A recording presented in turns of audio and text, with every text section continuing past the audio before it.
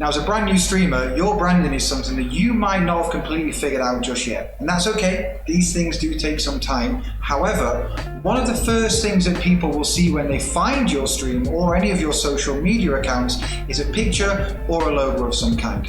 So today, let me help you out with a stylish logo that you can use to gain some of that all-important brand recognition.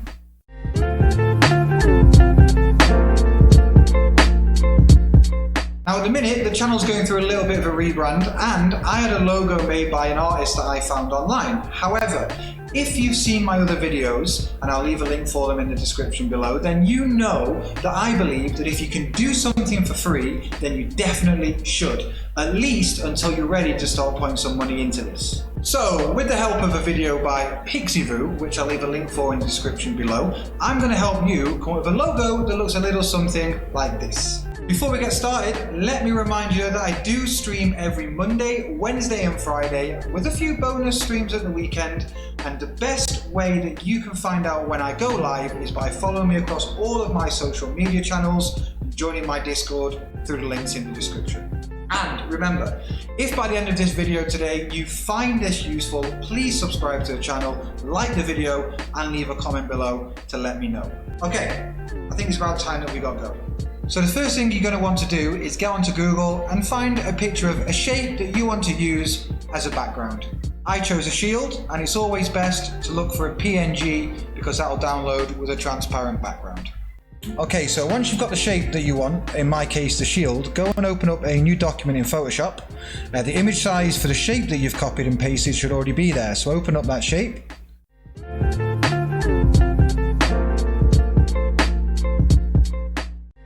Now copy and paste in the shape and delete the layer named background.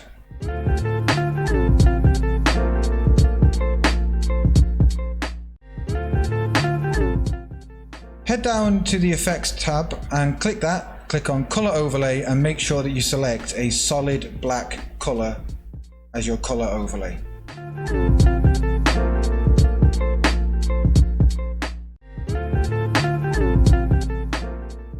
You can rename that layer shield just so you know that that is the outline.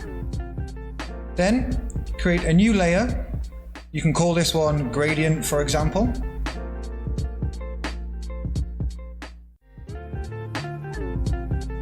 Make sure you move that layer below the shield layer.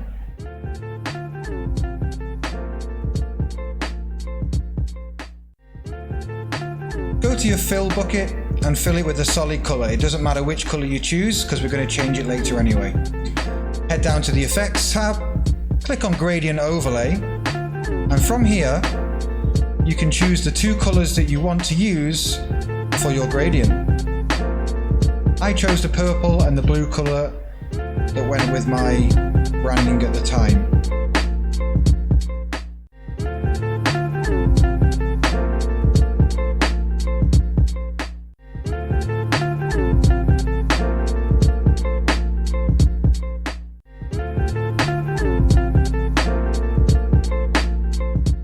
Once you've chosen your two colors, click OK.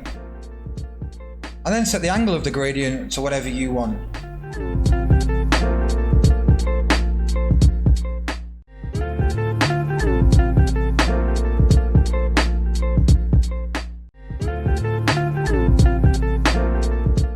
Click OK, and then you've got the gradient set for the background of your shape. Next, head over to the eraser tool and erase the outside of your shape so that the gradient only stays within the middle of your shape.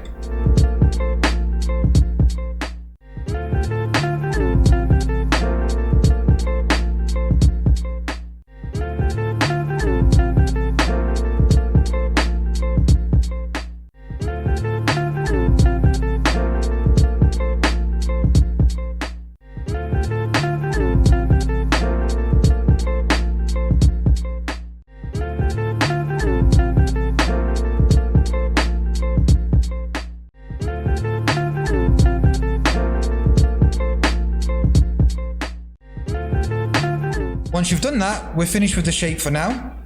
So you can hit save and save as a PSD file with whatever name you like.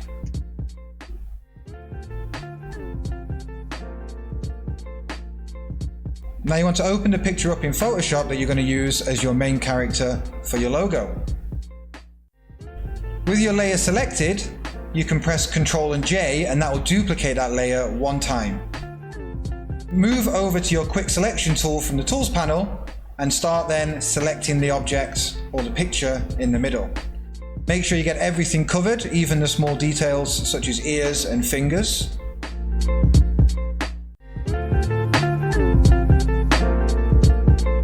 Don't worry if you select outside of the lines just now, as you can press Alt key and that will give you a deselection tool where you can remove all of the bits that you don't want selected.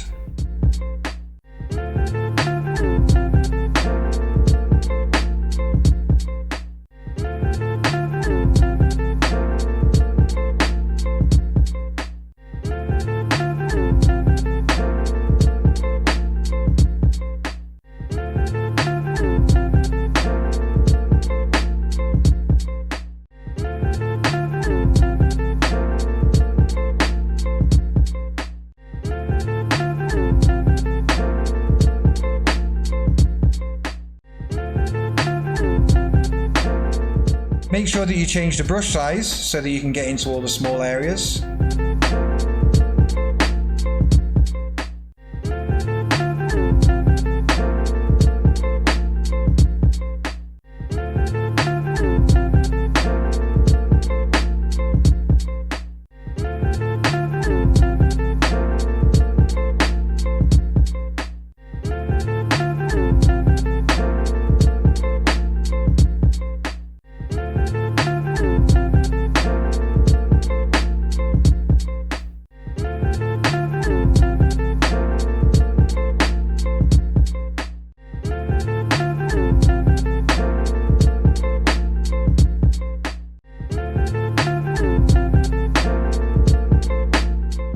Once you're happy with everything selected, make sure you've still got the same layer selected. Click on the mask icon to create a layer mask from your selection.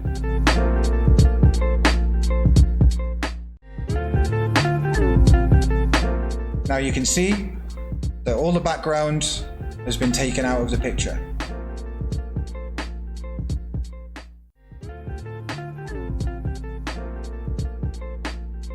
Right click on the mask itself and go down to Select and Mask.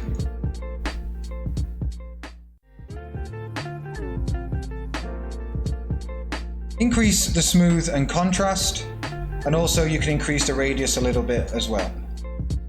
Once you've done that, you can click OK.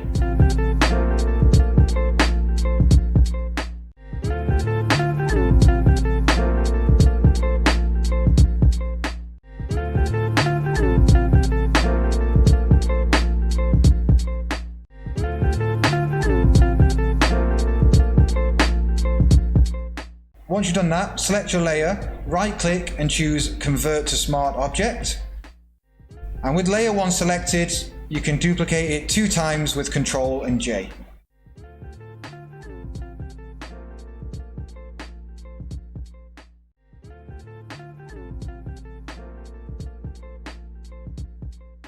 Then make sure that only layer 1 is visible. Select layer 1 and go to the filter gallery at the top. From the filter gallery, go to the artistic folder and choose Poster Edge.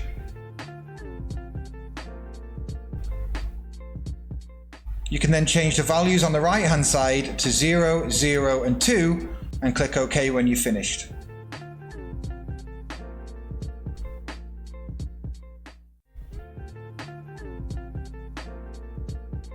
Then with the same layer selected, go to Filter again, Sharpen and choose Unsharp Mask. This will sharpen up the image nicely for us. So you want to keep a mount value at about 90% with a 5 pixel radius and a threshold of 10.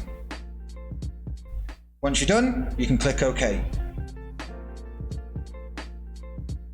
Once again, go back to Filters and choose Oil Paint Filter. You'll find this under the Stylize Filters option. Once you're into the oil paint, make Stylization 4, Cleanliness 3, and scale it 0.1. Everything else you can leave at 0. Once you're done, click OK. Now again, with the same layer selected, go back to the filter gallery and apply the unsharp mask once more.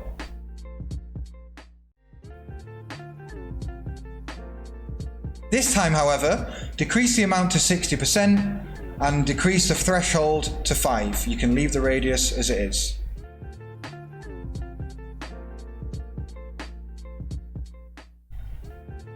What you can do now is double click the layers text and that'll let you rename it. Change that to effect and we can move on to the second layer and unhide it. With this layer selected, go to the filter gallery once again. Under artistic, choose poster edges once more. This time, change your values to 0, 3 and 6. And once you've done that, you can hit OK again.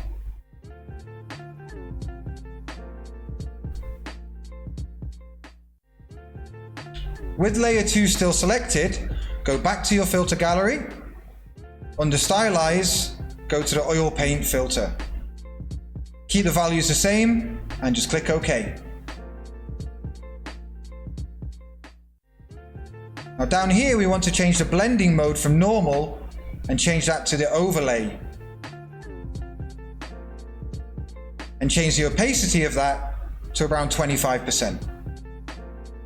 What this does is add some extra outlines for you. You can then change this layer's name to Outlines. Finally, we're going to add a high pass.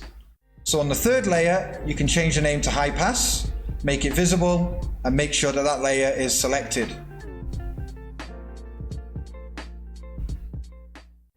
Once you've done that, go back to the top, click Filter, go down to Other, and select High Pass. Change the radius to 2 and click OK. Go to your blend mode and change the blend mode to Overlay. What this will do is just add some extra little details. Now we're going to add some adjustment layers. So firstly, we want to add levels. Now depending on your image, you can adjust the level sliders to whatever you feel is best.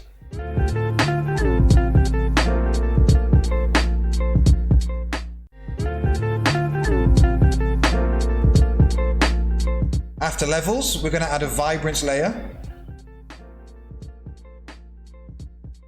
Here you can choose the vibrance and the saturation that you want. Again, change it as you like.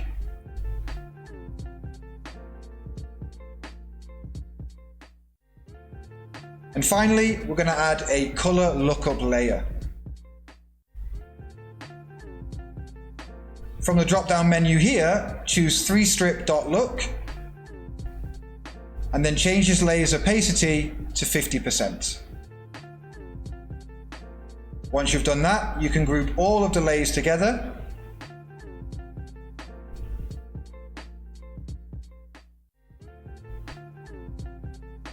Let's have a look at a little bit of a before and after.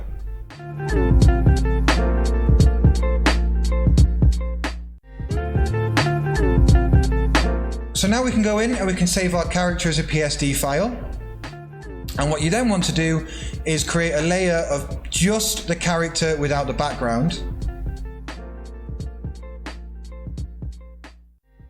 Once you've done that, open back up your shape and you can copy and paste in your character as a layer above your shape.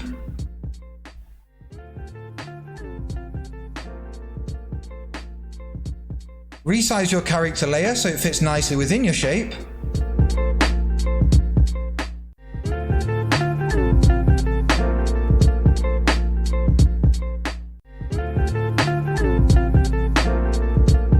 Once you're happy, duplicate the outline of your shape, just the black outline that we made before. Make a copy of that and move it above the layer that has your character on. Then head over to your eraser tool and just remove the lines of the shape that cover your character, so it gives the effect that your character is sort of jumping out of your shape.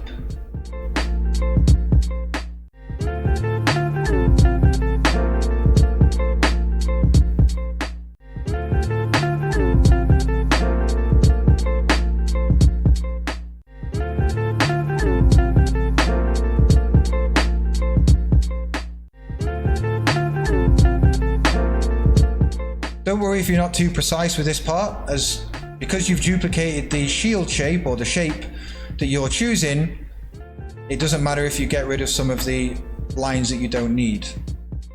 Now, along the bottom, erase the part of your character that you don't want, so it's not sticking out of the bottom of your shape. Make sure to select the layer that your character's on to do that. You can start adding some extra bits and pieces to it. For example, I've put a name bar in here, which I got from the Thunderstrike pack. And if you want to learn more about that, you can click on this video above and have a look at where I got all of my overlays from. I've also added some detail to the outside of the shields, just to give it a little bit extra. But that's completely up to yourself what you want to choose. So there you go, your very own logo that you can use across all of your social media channels to give yourself that little bit of all-important branding. Remember guys, if you have enjoyed the video today, please subscribe to the channel, leave a like on the video, and drop me a comment below just to let me know how you got on. So until next time, I've been Dave, it's been a pleasure, and I'll see you then.